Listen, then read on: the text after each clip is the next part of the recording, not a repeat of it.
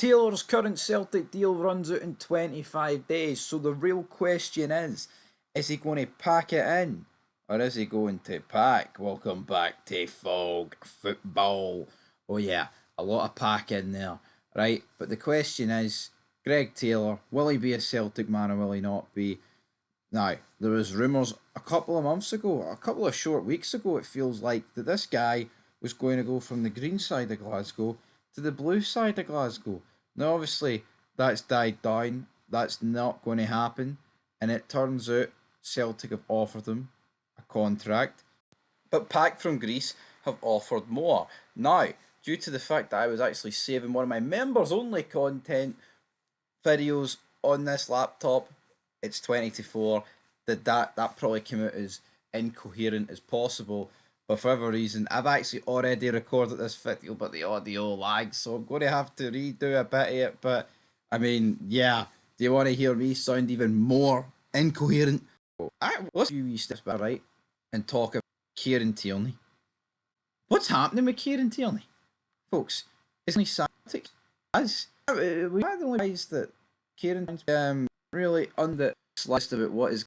So obviously I didn't really go according to plan, but yes, my point on Kieran Tierney is I'm surprised that Celtic haven't actually announced the deal for Big KT, because obviously it's going to happen. It's pretty much been announced apart from Celtic themselves. Now obviously most people's deals don't run out until the end of June.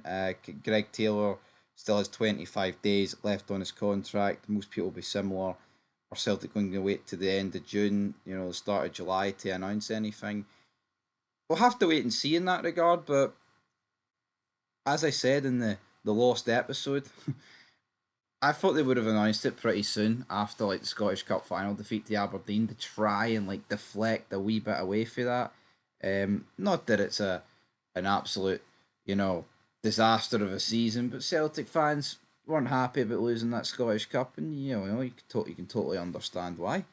No two ways about it, man. It should have been a treble. Everyone thought it was a foregone conclusion. It just shows you wee miracles can happen. But Kieran Tierney, he will obviously be starting over Greg Taylor.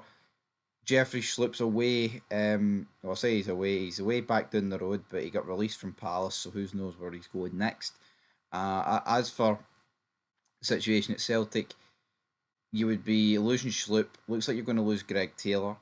And Tierney, as great as Tierney can be, for me on his day, can be better than Robertson, right? Very injury prone. And that's always going to be a bit of a problem. But in terms of Greg Taylor, he played 43 games last year, 1 goal, 8 assists.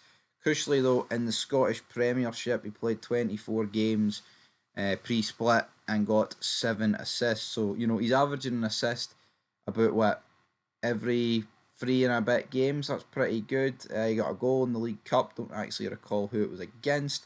And he got 1 assist and no goals in the Champions League. Again, I'm not really expecting Greg Taylor to lay the smack down in the Champions League, but he's a good hand, man, and he does get bashed, I think, unfairly. I think there's a lot of games you watch Celtic and at the end of it, they're like, oh, Greg Taylor, he was man of the match, he was this, he was that. He does make mistakes, but every fullback makes mistakes, man. I'd say Greg Taylor's had a better season than Alistair Johnson. I would say that. I think Alistair Johnson's had quite a few off games.